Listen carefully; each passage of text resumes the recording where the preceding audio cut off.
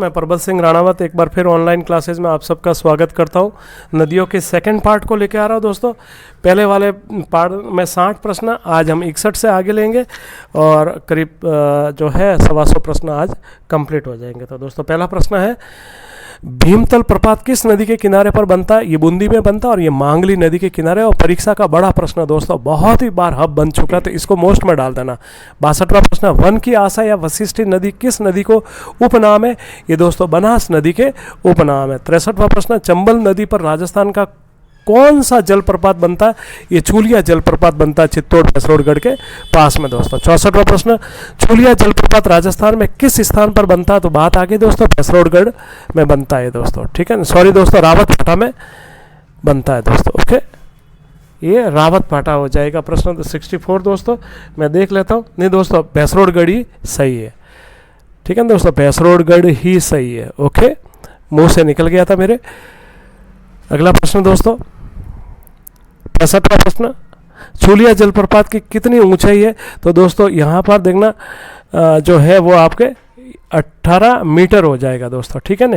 Foot आए तो 54 हो जाएगा, ये ध्यान रखना। 65वां प्रश्न, 66वां, राजस्थान में कौन सी नदी सर्वाधिक सतही जल लेकर? राजस्थान में कुल सतही जल है 1.16 और उसमें से 1.05% अकेली चंबल लेके जाती है दोस्तों। 67, चंबल नदी सर्वाधिक उत्ख्यात स्थलाकृत आकृति डांग का निर्माण कौन से जिले में करती है?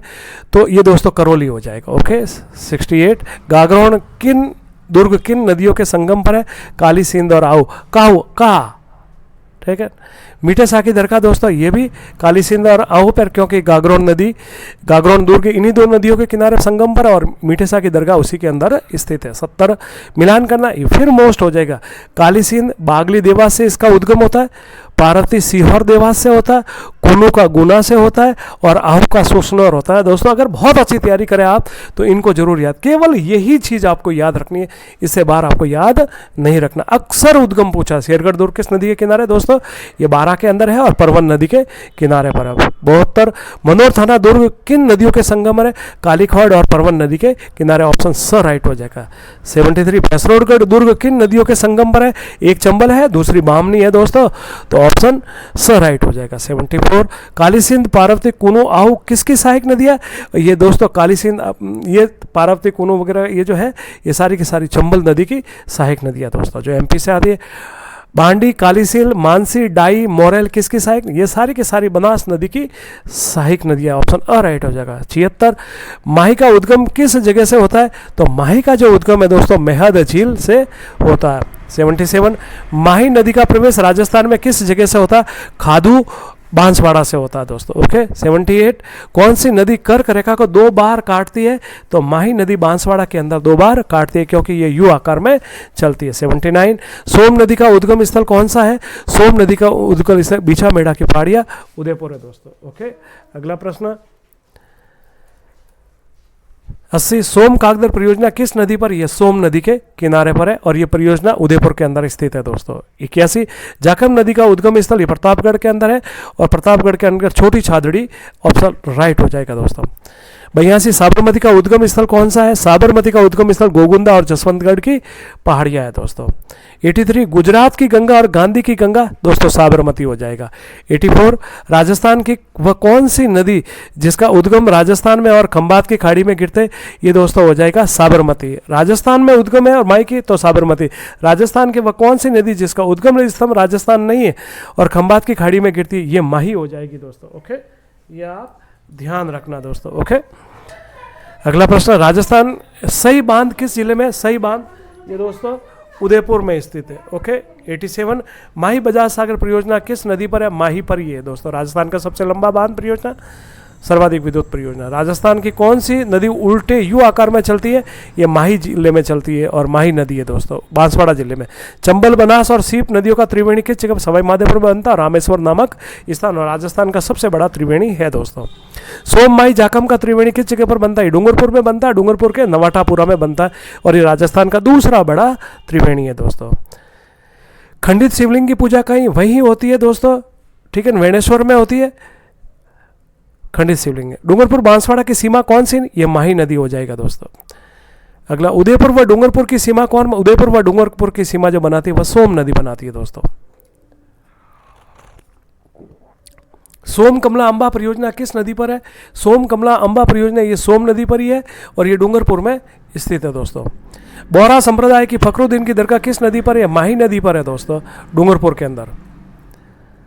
सुजलम सुफलम क्रांति का संबंध माही से दोस्तों, ठीक है। 7 जाखम जामरी गोमटी टीडी जाजा गोटी चाचा ये एक ट्रिक्स है और ये दास्ता सारी की सारी सोम की सहायक नदियाँ दोस्तों। सूकली और करमोई ये दोस्तों जाखम की सहायक नदियाँ। 99 वेणेश्वर किस जिले में? डूंगरपुर में दोस्तों। माही बांध परियोजना किन राज्यों की है? 2 राज्यों की है, राजस्थान और गुजरात। ऑप्शन स राइट हो जाएगा। राजस्थान का सबसे लंबा बांध 3109 किलोमीटर, ये माही बजाज सागर हो जाएगा दोस्तों। माही बजाज सागर में सबसे पहले कौन सी नदी गिर? सबसे पहले नदी गिरने वाली ईरू दोस्तों, आरएस में पूछा गया प्रश्न है।